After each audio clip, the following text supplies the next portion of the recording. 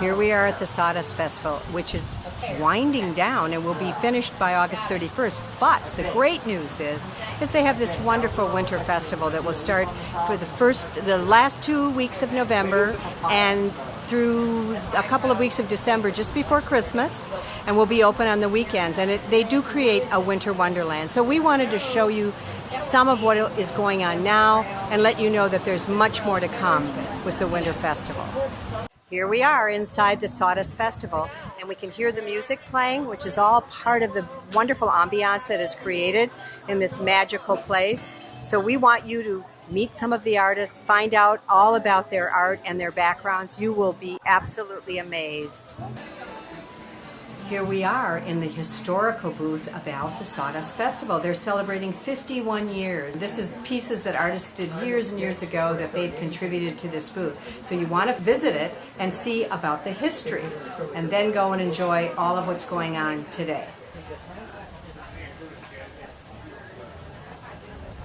Hi, we're here at Helen McNamara's booth. You should see this wonderful art that she does. It's called spiderweb knitting.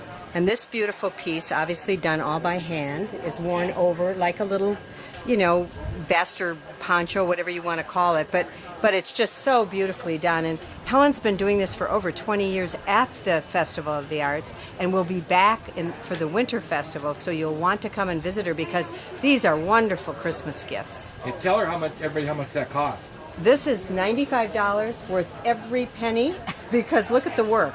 That's what you have to learn. Look at the work, and it's just amazing. I mean, women would look like $10 million wearing that. You got it. And then look at this. They'll think you spent $500 on it. See, this one is quite wonderful, too. We're here with the wonderful Muffin. She's so animated, and it's so much fun to be around her, besides watching her do this fabulous glass blowing. Muffin's so busy talking to all the people that come by. I hope we can get her attention, because we want to talk to her too. So we want you to tell us about why you love doing this, how you got started doing it, because you have this golf background and all this other great stuff. Yeah, I can do that. When I retired from the tour, my best friend here in town, Megan Ekstrom, was blowing glass for John Barber. She was his apprentice.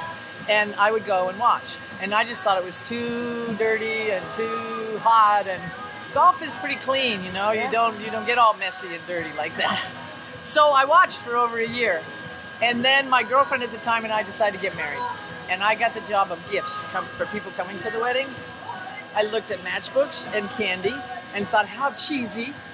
How cheesy. And so I went to my friend Megan. I said, how about we make paperweights, little tiny paperweights in the wedding colors. Can you teach me enough to do that? And she said, yeah, sure.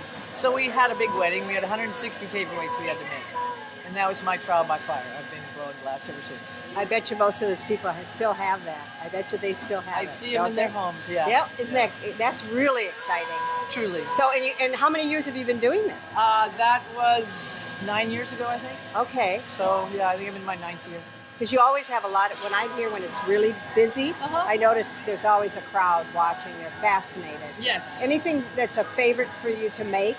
Everybody kind of has this group of things that they make. I make a lot of different things when I have an assistant, someone who's helping, the extra pair of hands.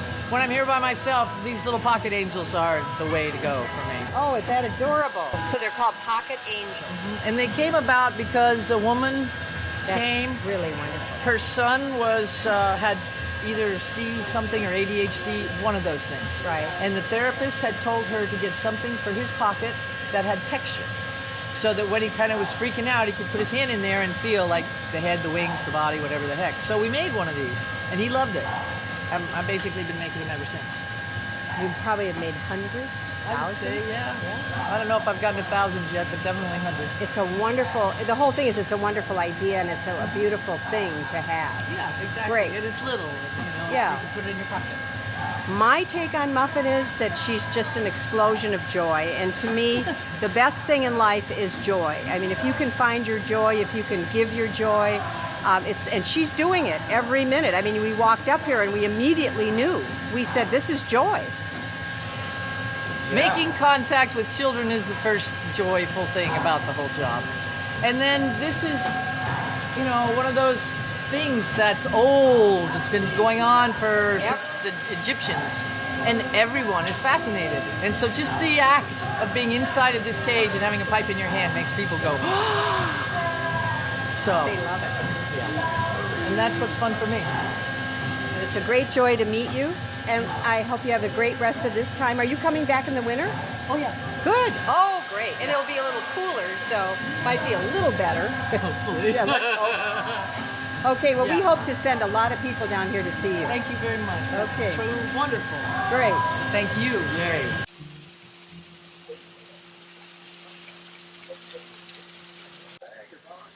We're going to be talking to David Nelson, who's been exhibiting at the Sawdust Festival for 48 years. And he has beautiful silver art jewelry that I know is beautiful and wonderful. But we want to talk to him about how he got started and why he loves doing it so much. So tell us, David.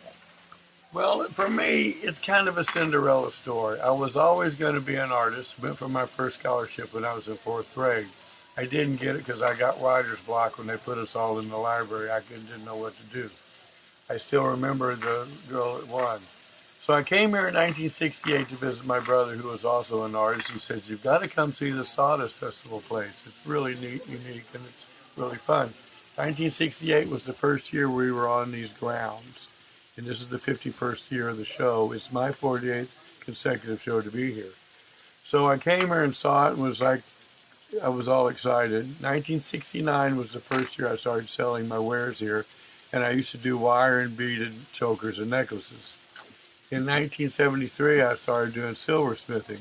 The first few years I was doing wire and beads, and I also used to do pencil drawings and watercolors back in the beginning of the show. These are just a couple examples of some two pieces I did in 1973. But then when I got into silversmithing, I had to put that drawing and painting hat aside because your fingers get kind of dirty and making jewelry isn't clean. This was the second piece I ever made. I made this in 1973, the same year that I was doing the pencil drawings and watercolors. I went, wow, this is really neat. So I started working doing my jewelry. Kind of the reason I say it's a Cinderella story, when I came here and saw the festival, it was very exciting. I'm from Texas originally. So I went back to Texas and did my junior year in high school, came out and got dropped off in front of the show and re-met a friend that I met, Tracy Mascartolo, watched her booth and started doing wire and beads. I think I made $600 or $800 in that summer of 1969. I went back to Texas, graduated from high school, said, "Mom and Dad, I'm going west young man to make my fame and fortune as an artist." Got a ride out here, got dropped off in front of the show with my little briefcase and my brother's duffel bag full of clothes, put it in somebody's booth and sat down and started making wire and beaded jewelry. I've been here ever since. So that's the kind of why it's a Cinderella story. I didn't know when I was 16 I was going to be here when I was 65, but when we're 16, we don't know what we're doing next weekend. Not especially when we're 30, 40, or 50 or more. Always was going to be an artist. I never wanted to be a fireman, astronaut, an Indian chief, a doctor, or lawyer. I was going to be an artist. That was my gift. I've been blessed with that gift. Never knew I was going to be a silversmith, but now that I'm working with it, and now I have such a clientele and following, that's what I do all year long. It's my job 385 days a year. Excuse me, 365 days a year. It seems like 385. I'm old school, and I do what that means by that. I do all my work right here at the Sawdust Festival. I'm here 14 to 15 hours every single day. I get up here and take care of the dog and my wife, make my lunch. I come here and I start working. Everything in those two cases are made right here. I still have my original. This is my original hammer. This is my original pair of pliers that I had that my brother gave me. My dad gave me the hammer and these pliers, and I still use them every day, along with a multitude and plethora of other tools. But these I still use every day. So, and I've gotten increasingly better. I've been fortunate to make a lot of jewelry for a lot of well-known people, for whatever that's worth. But this is how I make my living. This is not a hobby. It's what I do for fun, although it's a lot of work. People say, "Oh, well, at least you enjoy what you're doing." Well, I can tell you when I'm sitting out here at midnight making a dozen money clips, which I've made hundreds and hundreds of them, I'm not so excited. I'm not so loving my work. It's a job, but it's my job. I do it well. I'm proud of my work. All of my work has a lifetime service warranty. I guarantee all my work. The Sawdust Festival is a unique place in that it's a non-juried show for local artists only. And what that means is you have to live in town for a year and a half or longer. It's your primary residence, and you have to make what you sell. And you can have one partner and or one helper. You cannot have 6 people making it. You can't buy parts and put them together. So that makes us unique. There's not another show like this in the world. And it will kick your butt, chew your ass up, and spit you out. Sorry for those who are offended, but it's a lot of work. It's 14 hours a day. And I kind of liken it to the Cirque du Soleil of art. There's stuff going on all the time. It's colorful. You never know what's going to happen next. And it's constant. It never stops. So I highly recommend you come check out the Sawdust Festival if you can. We also have 3 stages with 2 acts per stage, live entertainment. We have 4 fabulous restaurants to make the food fresh for you when you order. We have glass blowing continuing all day. We throw ceramics all day long where your children can show up, and for $15 or whatever it is, they'll help them throw a pot, glaze it, fire it, and send it to you. We have classes all year long because the Sawdust Festival is a nonprofit corporation. And our mission statement, our charter states that we are to educate the public on arts and crafts made by artists of the community. Hence why you have to be a resident of Laguna to do the show. The Sawdust Festival is so unique in so many ways. I can't really explain it enough unless you come see it. And I highly recommend if you do choose to come see it, get a season pass because you cannot see it all in a day or an hour. It's like you cannot see Disneyland in one day. So come back, and it's really reasonably inexpensive. It has a beautiful setting. We spend a lot of money for entertainment and the grounds to make sure it's beautiful. And it's a nice place to come visit, not necessarily to shop for arts or crafts, but to watch the artists work, ask them questions, meet them, see where their inspiration for their work was, how they made it, what got them into it. So it's quite interesting. It's much more interesting than going to a mall or any other art and craft show. Not to say anything against malls or art and craft shows. We don't want to step on anybody's toes. But it's unique. That's why we're here. We want them to come and take it all in and decide for themselves the things that they want to experience here. So that you're right, don't just come once, come again. And so our whole focus is trying to do that, besides finding out all the wonderful things we found out about you today. So that's the 2 things we were trying to do, and you helped us make that happen. Thank you so much. Well, thank you very much. I thank you for your time, and I hope this reaches some people that find a new interest and come visit. Now we're visiting Rachel's Jewelry. She has beautiful jewelry, and she is an artist here at the Sawdust Festival. She's also going to be back for the Winter Carnival Festival, so you'll get another chance to meet with her and have her tell you about her art. Now, each artist creates and designs their own booth, and it's their responsibility to also make sure the booth is built. So what's fascinating about Rachel's booth is that there's this tree right in the middle of it, and she, instead of trying to avoid it, she just made it part of her booth. So when you look at the tree and you look at the hat and the lovely little flounce thing that she's thrown over that branch, it's just so special, warm, and inviting. And it's just a great booth. Tell us about how this started, Rachel. How I started doing the festival? Yes, and your art. Yeah, well, I've been a jeweler actually pretty much my whole life altogether. I've been making jewelry since about 8 years old. So yeah, I worked in a bead store when I was in high school and community college, and then I tried to do other things for my living, but I came back around and I was doing jewelry and art shows on the weekend. Fortunately, I grew up in Laguna, so here I am. I'm blessed to be a part of the Sawdust Festival. So here, I get to do my work, and I create beautiful pearl jewelry with silver, gold. I do copper and brass, and like the one I have on also. Yeah, I have a lot of different designs in the booth. And the fun thing about it is working here in the booth and meeting nice folks while I'm here and getting to make special jewelry for people, and it's just a really nice location. So. One exciting thing is, Yeah. though, you're part of the committee that's going to be working for the Winter Festival. Actually, I've been on the Winter Fantasy Committee for 10 years. I've seen it in many seasons, decorating a lot. We actually start decorating here in October. It's beautiful.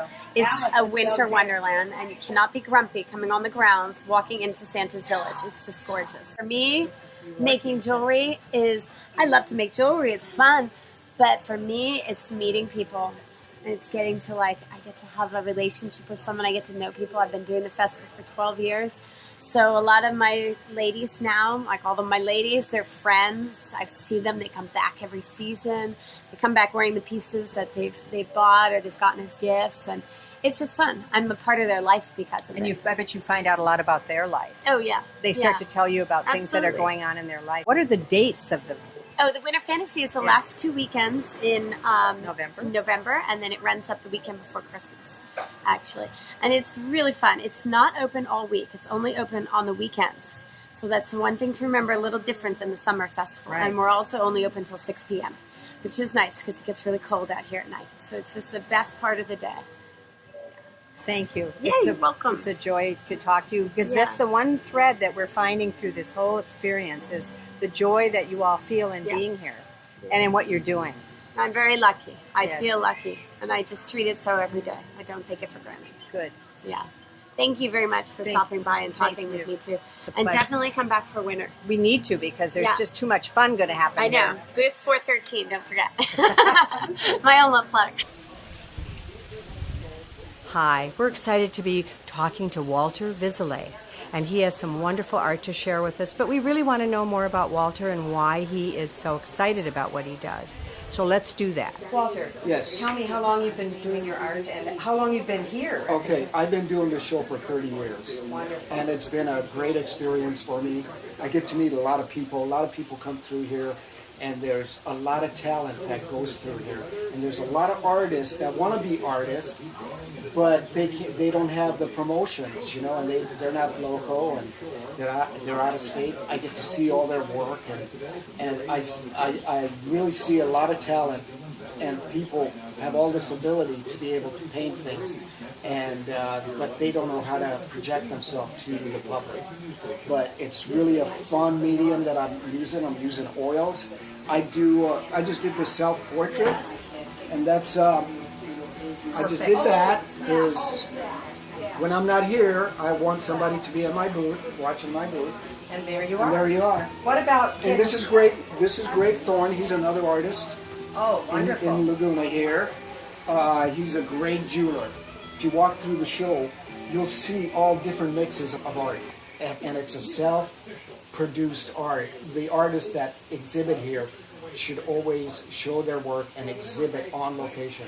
And they should be able to inspire all on location. What got you started? What made you feel like this is what I want to do? I've always was inspired. I was always an artist. You know, from a small kid, I was always drawing things and doing crayons and different mediums, acrylics and temperas. You know, I wanted to make it my profession, but I didn't know how I was going to do it. You know, because there's not a demand for people to, hey, come on and paint my house or paint my car or letter my boat, or, you know, I was doing side things like that. But I've always had to do other things like paint houses, you know. Any artists do. And I was working for other people. And I got married, and my wife said, man, what do you want to do? How do you want to put this together? So I said, man, I'd really like to just exhibit and do my art. And she goes, okay, we'll try to get a place where you could exhibit your work. And I'm up at the Cliff Restaurant up there now. I have a little studio, and I've been there as long as I've been doing the show. And there's a big mural on the outside wall, and that's my mural. And I know you could drive along the Coast Highway, and you can see that big mural. But it's been a struggle, you know, because there's really a lot of competition all over town because it's an artist colony. And but I've been able to do it, and I'm really blessed that I'm able to do shows like this and to have people look at my work and buy it. You know, I've been to Hawaii and all over Australia, Fiji, and I've been getting a lot of inspiration from other places, but Laguna is really kind of a tight-knit community, and I love this town. So, And that's what excited us about coming here, because we feel the same way. We're just 15 minutes away. It's just so wonderful. Are your children showing any interest in that? Yeah. My older son, he's in Hawaii. That was from my first wife, and I'm into surfing. Surfing's my passion, and art also. But it ties me together with the environment. How I feel about life, exercise, health, and everything that goes with it. And you have to have these working in your life. You want to stay healthy. You want to be able to get up and go on location and do a painting. I can tell by some of your work. I can see it. You're showing the beautiful curve of the waves, and it's really lovely. I grew up surfing when I was, young age, but I was into art too back then. And my teachers always inspired me. They always said, "Keep painting, keep painting. You could do it." It was always a good encouragement. That's the best part, because you need that. You need encouragement. Mm-hmm.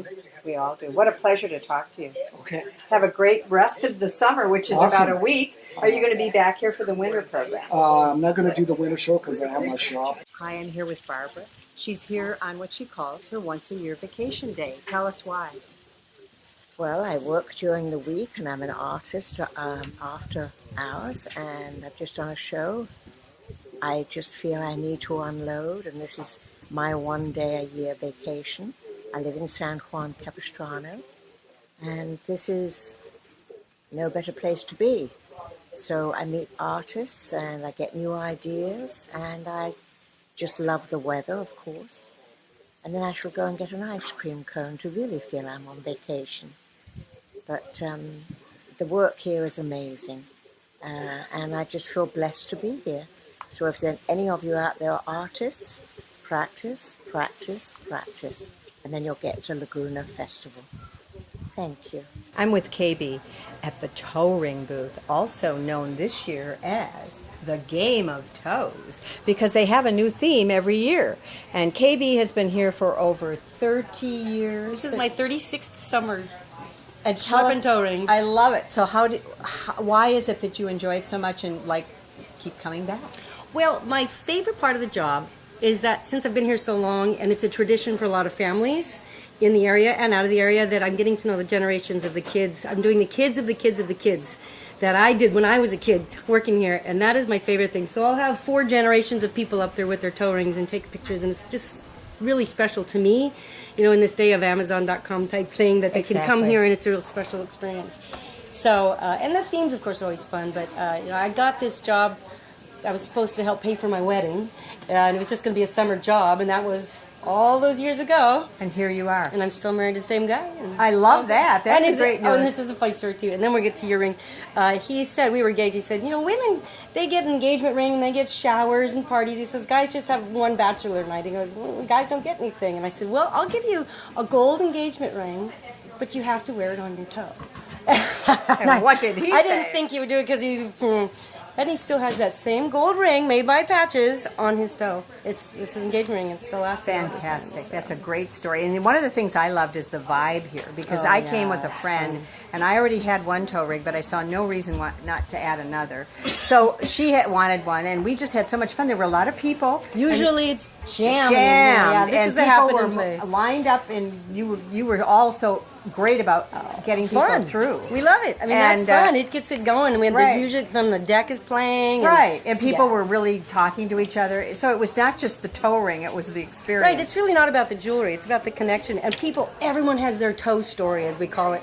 Oh, they remember when I first got this when I was a kid. Or, oh, I was dating so-and-so, and now I'm divorced, and now I'm back with him again, and we're getting another toe. So the stories that's my favorite thing. Yes. All the different connections. It's just a piece of jewelry on your foot or your finger, but, it makes a memory for people. Yes. And for that's what me, it's doing for generations Right. now. And for me, too. Yes. So, and my husband works here part-time, too. He works out in all lumber, but he also fills in a couple nights a week, so he has a lot of fun out here, too. This is really amazing. This is like creativity on steroids.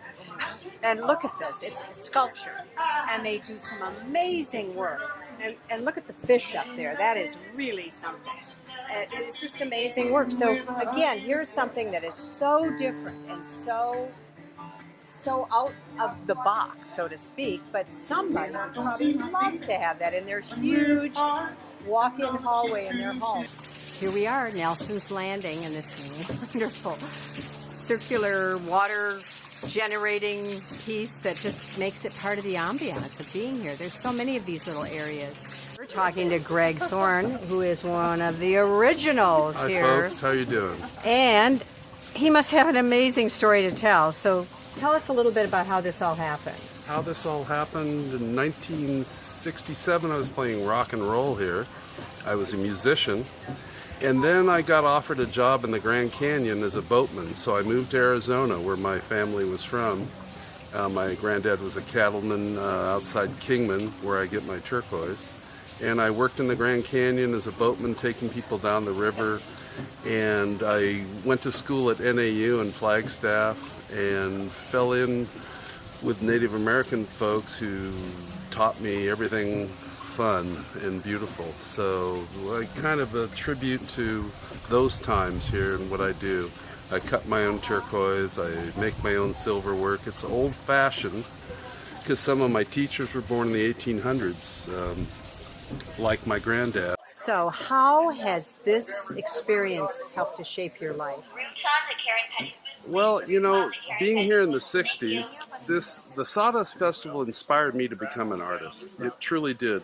One gentleman in particular, Bill Ogden, Dion Wright, another gentleman who's here, those are two pivotal influences on my life. There's still great artists here. Dion is still here creating. He inspired me as a 17-year-old to take the pathway of art. And I was also playing music here in the 60s, like I said, and I,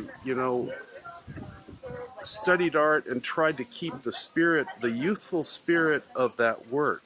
That was really the artists that founded this show were all young people who were excluded from the pageant.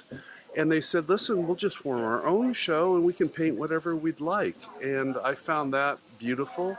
I was part of the whole Summer of Love, which is the 50th anniversary. Hi, everybody out there, in peace. Grace Slick, Grateful Dead, Janis Joplin, Jimi Hendrix, all that really influenced my life. And my teachers here really did too. They were good people, they still are. And my camaraderie with everyone that's here, there's still that spirit here. And I just try to blow life into it and keep that incense going. This is what we're hearing from all of the artists, which is just so exciting. So what you need to do is come down here and get that infusion, and you will walk away feeling different about maybe yourself or your interest in art, because you will find that art that attracts you, and you won't even know why, but you will. By talking to the artist, you'll probably find out a lot more. I mean, Greg's pretty awesome, right? Oh, fantastic. And it's so much fun to realize that he's been here for so long. That's what's exciting. And that there are some things that are still very important and that are basic.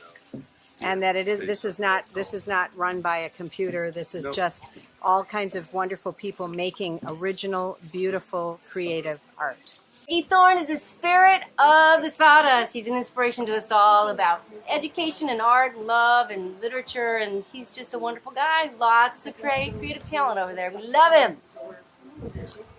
Well, we are done for today, but we are not done for any other day, because you'll still have a few days this week to come to the Sawdust Festival. But more importantly, you can come back for the Winter Festival, which will start in the middle of November. And we hope you'll all come and meet these people, and you will just be blown away.